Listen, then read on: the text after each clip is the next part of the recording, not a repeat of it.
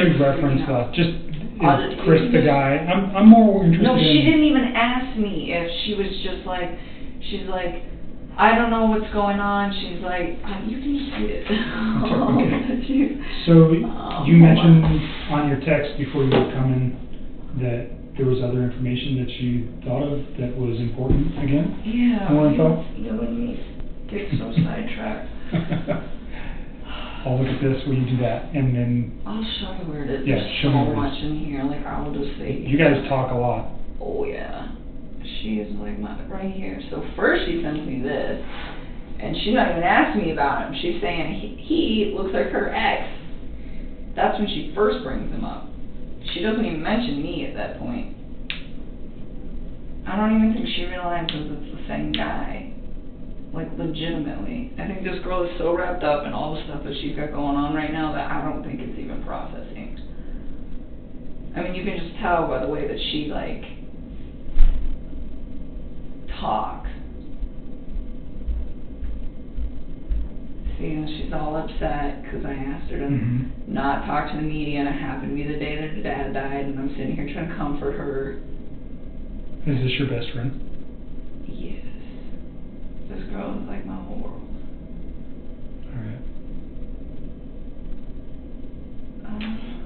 But you're not talking about children or your relationship with Chris or anything like that? No, the only time I ever mentioned him was like that one day. Okay. And I didn't even remember that I even had like said that to her, because I just... What's her phone number? 720-425-7330. So I'm not going to call her, but at some point you might want to talk to her, just so you know. I mean, sooner or later she's going to connect the dots, or you're going to tell her, right, if she's your best friend. I'm not going to tell her. If she figures it out, she figures it out. Okay. If we were going to talk to her, I'd let you know beforehand. Is that fair? Yeah, just so I can give her a heads up. Yep. And she apologized to me, like, because she was being kind of crazy last night. She was. So tell me about the new info that you remembered. Okay. See right here. Hold on. She says, look, man, I know you work at Anadarko. He did too. I know he murdered his wife and kids. I know he was a dog. I know you're my best friend. I know you have a good heart. I know that that guy needs to go to jail, and he will. I know you don't want publicity, and neither would I. I know that as a witness, if you say anything, it can cause a mistrial. I know you don't want that, neither do I. Fuck the media. I want my best friend here. I never fucking said anything to her about a trial. Okay. So, but see, look, she goes, I don't even care if you flirted with him or more. I know you had nothing to do with what happened, and I don't care if your job is having an open investigation. I'm not going to ask you a single question, but my pops died and you're my best friend. Okay. And I said, please stop talking about that. And she said, what, are you on house arrest? And she just keeps saying, my father died, what the fuck? She was not okay last night, and I was just trying to, like, understandable, mitigate this. And I was like trying to calm her down, and I said, Charlotte, I'm trying so hard to be the best friend I can to you right now. I said, I want to talk to you about that case. I didn't say the case, I said that case, like I wasn't even affiliated with it at all, and you need to respect that. I'm here for you regarding your dad, and you know this. And then she's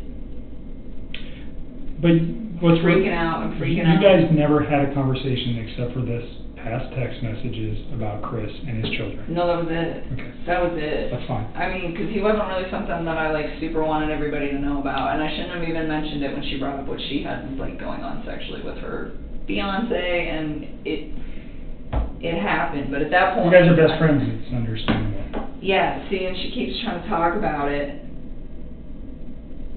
She says, if you're not under investigation by the police, I don't care. Why can't you attend your so-called best friend's father's death? It doesn't make sense to me. And all I told her was stop.